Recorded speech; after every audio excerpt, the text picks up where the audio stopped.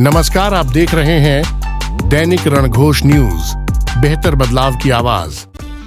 Video की शुरुआत करने से पहले आपसे अनुरोध है कि हमारे चैनल को सब्सक्राइब जरूर कर लें। बादली अब नहीं बहकेगा, उन्हें वापस 2014 वाला ओम प्रकाश धनखड़ चाहिए।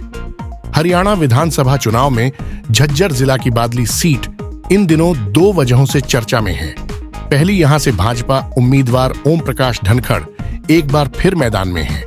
दूसरी, इस शख्स पर सीधी नजर प्रधानमंत्री नरेंद्र मोदी से लेकर अमित शाह समेत अनेक दिग्गज नेताओं की है।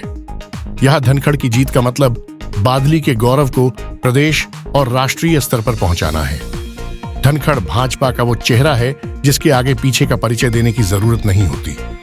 2014 के चुनाव में इसी बादली की सरदारी ने ओम प्रकाश धनखड़ को सीधे चंडीगढ़ भेजकर सरकार में कृषि, पंचायती राज, सिंचाई और खनन महकमे का वजीर बना दिया था। ये वो महकमे थे जिसमें हरियाणा के गांव बसते थे। किसानों की खेती इन विभागों के एक फैसले से अपना मिजाज बदल लेती थी। खेत खलिहान में नहाकर बड़े हुए ओम प्रकाश धनखड़ को पता था उनके आने से पहले इन महकमों के असल वजूद के साथ खिलवाड़ होता रहा है। इसलिए जो अधिकार और सम्मान पंचायतों को मिलने चाहिए थे, उसका पहले की सरकारों ने जमकर दमन किया था ताकि राजनीति गांव की चौपाल से चलकर चंडीगढ़ नहीं पहुंच जाए। इस नेता ने आते ही पढ़ी लिखी पंचायत का कानून सुप्रीम कोर्ट से लड़कर हरियाणा में लागू कर पूरे देश में हरियाणा का डंका बजा दिया। गांवों में पंचायती राज के नाम पर एक नई क्रांति का आगाज हो गया। पंचायतों को काम के आधार पर सम्मान मिलने लगा। स्टार पंचायतों की संस्कृति शुरू हुई तो हर गांव के इतिहास का गौरव पट मुख्य रास्ते पर लगाया गया। देखते ही देखते गांवों की तस्वीर बदलती चली गई, जिसकी गूंज राष्ट्रीय पटल पर पहुंची तो प्रधानमंत्री नरेंद्र मोदी ने हरियाणा पंचायत राज की मिसाल देते हुए इनकी योजनाओं को तमाम राज्यों में लागू करने के दिशा निर्देश दिए, जिस पर आज तक अमल हो रहा है। धनखड़ ने अपने 5 साल के कार्यकाल में कृषि और पंचायती राज विभागों की ताकत को सीधे गांव से जोड़कर यह साबित कर दिया कि असल विकास पंचायत की चौपाल से शुरू होकर खेत खलिहान से होता हुआ जो तस्वीर पेश करता है, वही हमारा असली हरियाणा है।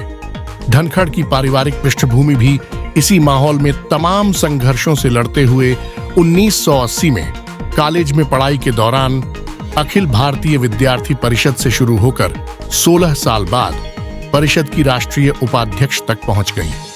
यहां से इस युवा का भाजपा में राजनीति का सफर शुरू हुआ, जो 2000 तक प्रदेश के महामंत्री से होते हुए उत्तर प्रदेश, हिमाचल प्रदेश, गुजरात, राजस्थान, बिहार, असम, दिल्ली, पंजाब, झारखंड, उत्तराखंड, जम्मू कश्मीर समेत अनेक राज्यों में चुनाव प्रभारी के रूप में बढ़ता रहा।